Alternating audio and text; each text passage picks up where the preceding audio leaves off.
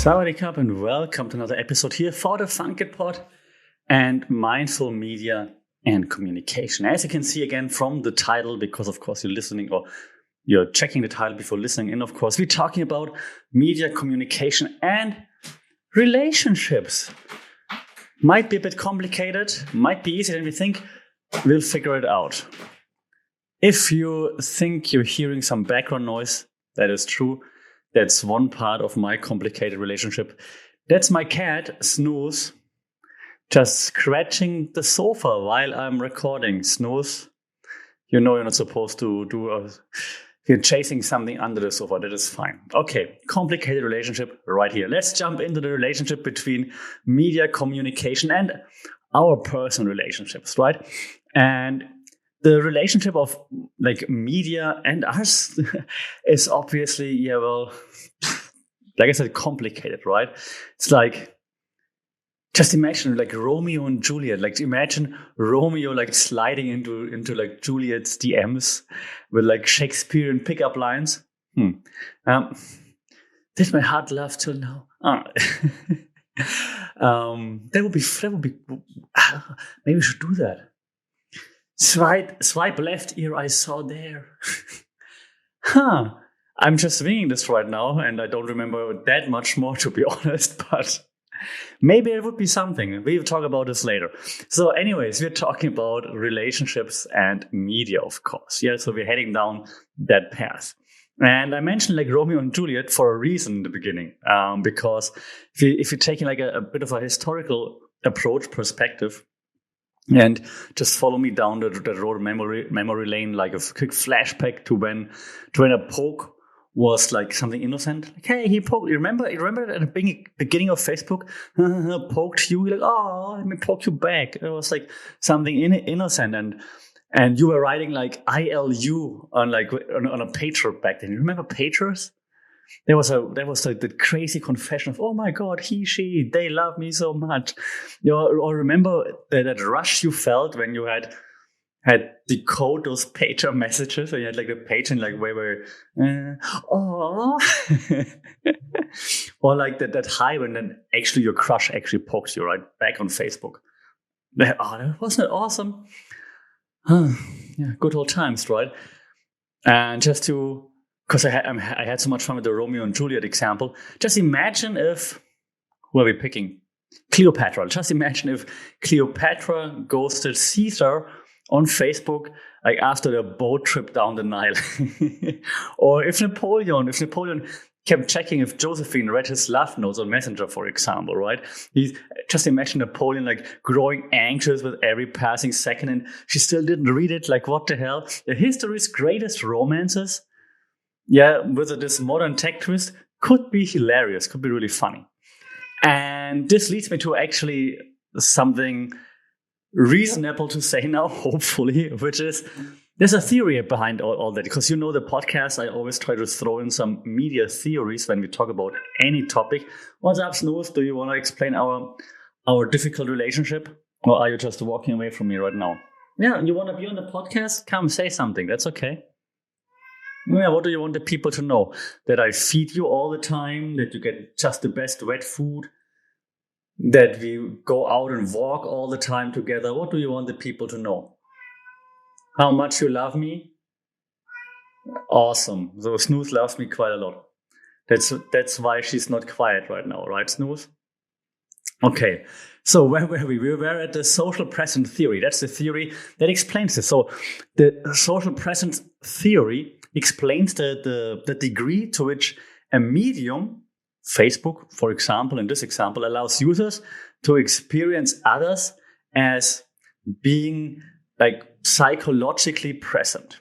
Now, some of you, if you're as old as I might remember the intense emotions that you felt when signing off on the MSN Messenger back then, or like ICQ maybe, even like with like TTYL, talk to you later, right? Or even like that anxiety when like a crush appeared online, because you could see like when people logged into the messenger, like you can see they're on ICQ or on MSN or something, but then it didn't talk to you. Like, hey, I'm here. Why are you not talking to me? And so this social presence theory gives insight into like why we felt that way. Okay, because this social presence, you're feeling each other's presence, is something very intense for us. And of course, media changed it, because now with messengers, for example, ICQ, MSN, now obviously way more with like all your line, WhatsApp and whatnot, but started back then, like social presence didn't need to be physical presence. Okay, so it's a big shift actually in that regard. And the digital shift, of course, continued, and it led to us having that feeling of like everything is more immediate, everything is more constant, like constant messaging, constant communication. It's everywhere, all the time, all at once. For example, if you would look at like the evolution of media and to give it a tagline, a media evolution tagline, it would be like faster. It's a tagline. Oh no, actually, the tagline would be even faster. Remember, like when you had to wait for like the dial-up internet to connect, like the modem, like warming up, connecting to the internet. No one in the house could use the telephone, and then you just chat for a few minutes. The contrast that with what's happening right now, the panic when those 3 dots appear, like typing, and then they disappear, and then nothing happens. Like, I thought you were typing. Like, why are you not saying anything? What? Panic. What did I do wrong? Why didn't you understand my message? Why don't you talk to me? Crazy development, right? Crazy development. And there's also a theory for that. And that's the ambient awareness theory, okay? So this ambient awareness theory, as the name suggests, awareness of ambience, suggests that our like frequent, those lightweight interactions with others on social media, right, that give us like a constant ambient knowledge of their lives. That means like we know like the basic stuff that's happening. I mean, no one's sharing, or not many people, I guess, share like really intense moments or happenings or developments on social media right away, I would assume, unless you're maybe like an influencer and so on. But we have to do those lightweight things that we share, like I'm on holidays and my cat just had diarrhea. Snooze. Come here. You can come if you like this. Usually you're sleeping when I record a podcast. What's happening? Now come. You want to say hi? You can come here. Now you're ignoring me, right? You're like, oh, I don't want to be on camera. I'm explaining the ambient theory right now, Snooze. The ambient awareness theory. Can you explain it? Oh yeah? Better than me? Uh-huh. You want to be a professor? Oh yeah? You think my students like you more than me? Do you think my students would like you more than me? Okay, for those watching the podcast, you can see Snooze right now here on the mic. You want to say something? You're on the mic right now, Snooze. Yeah, now you're quiet, no? Mm-hmm. So, the ambient awareness theory, right? So this theory suggests that those lightweight interactions that we have with people on social media, they give us like some ambient knowledge of their lives, yeah? You might not have talked to whatever Sarah from high school for 10 years, but you know that she's married, she's got a poodle, she's got like 3 kids and whatnot. Okay, so you know those things. You know that I know Mike from back then went to Bali last summer, for example. Okay, so that's like background awareness. That's what we get from the enhanced social media use. Okay, all right. So, and that means that we think we know what's happening, even though we don't have real contact, right? That's like how, for example, lots of my contacts, like my former classmates, they know that I'm in Thailand, but they obviously never talk to me, or I don't talk to them, and we don't know what's happening in each other's lives, but they know like, oh yeah, Sasha in Thailand, for example. And this leads now to the next point that I want to discuss, if my cat lets me. It's how media now actually affects personal relationships. So very much related to this awareness theory, right? Before I start though, I want to say something very serious. I want to have a moment of silence for those that are still stuck in like the Snapchat streak limbo. Remember when 100 days felt like an anniversary, for example, or like this emotional roller coaster, right? When your streak disappeared because someone forgot to snap. damn, I was so successful. And that's not all, right? It's like emojis, the world of emojis, like you gotta turn into like detectives, like decoding each emoji sent your way, right? Like if someone sends a wink after like a casual message, it's like just playful, funny, or is it actually suggestive? What's happening? And yeah, the fact that we think about messages like this has, of course, also some underlying theories. Okay. So those underlying theories would be, for example, the social comparison theory. Like this theory suggests that like there's the belief that we determine our own social and personal worth based on how we stack up, compare against others.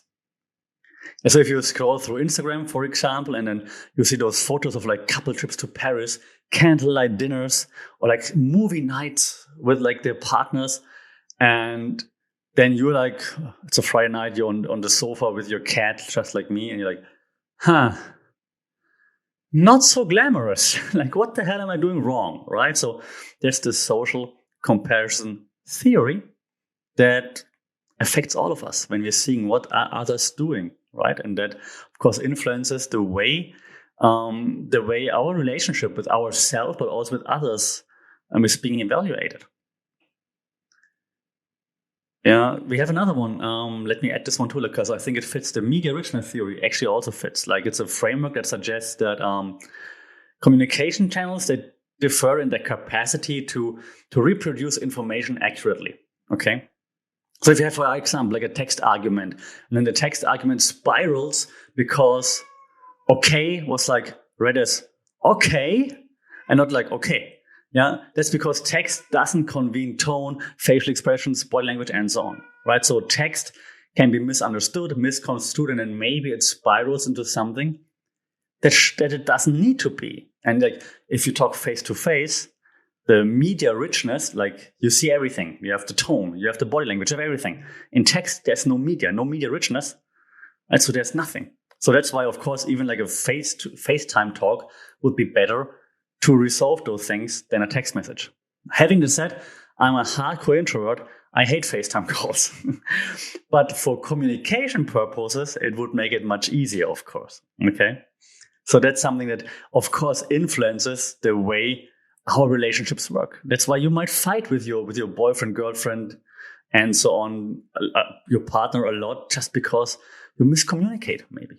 Okay, that's why communication is really important, not just for professional life, but also for personal life. And that's why I talk about this on the podcast.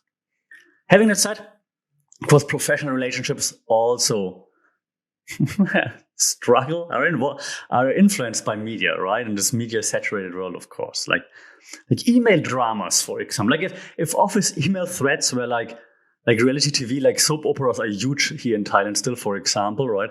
So the reply all button would be like that soap operas like supervillain. Or who can forget like the accidental like video call where your colleagues like see your full view of your I woke up like this look, right? I woke up like this, like, oh yeah, I can see you woke up like this. So there are lots of ways that media influences communication at the workplace. Or LinkedIn, for example, like the Facebook, the Instagram of the corporate world, the Twitter of the corporate world, the X of the corporate world. Yeah, so if you probably did the same thing. You deep dived into like a colleague's profile before a meeting, so that you can bring up something casual, like, oh yeah, your 2017 award for like best student speaker, very impressive. Things like this. So we've all done it. Or if you go for a job interview, of course, we stalk the company and the person interviewing us before. I mean, we've all done it. And there are some underlying theories as well. For example, the technological determinism theory. This theory suggests that technological development drives social and cultural change. Yeah, so you see from typewriters to tweets, posts. Our tools shape how we interact. Okay. Imagine you have to still send out physical resumes in this day and age, for example. Okay, so the tools we're using to create media shape the way we interact. I'm going to use online tools in just a second to give my cat up for adoption, Snooze. Shall I give you up for adoption? Yeah. And who's going to feed you then? How are you going to get food? Where are you going to sleep? Yeah, right? So better think about it, how you treat me here, okay? So that's technological determinism. Technology influences society, culture, and so on. So we change the way we behave based on the technology that we have at our disposal. We're sending shorter messages, faster messages, like we're swiping, we're, double clicking, we're sending stickers, and so on. Okay. This also goes hand in hand with a second theory called context collapse. And this occurs when people from different parts of one's life, they can all interact with each other online, leading to like a potential like social tension, maybe even like that moment when you post a wild weekend photo and your boss comments like, "Hey, looks fun, but remember the project that's due on Monday?"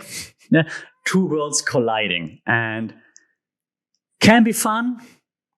Maybe it's not. Maybe it's awkward, right? So that's also something that we have to consider when we talk about how media influences work relationships, for example.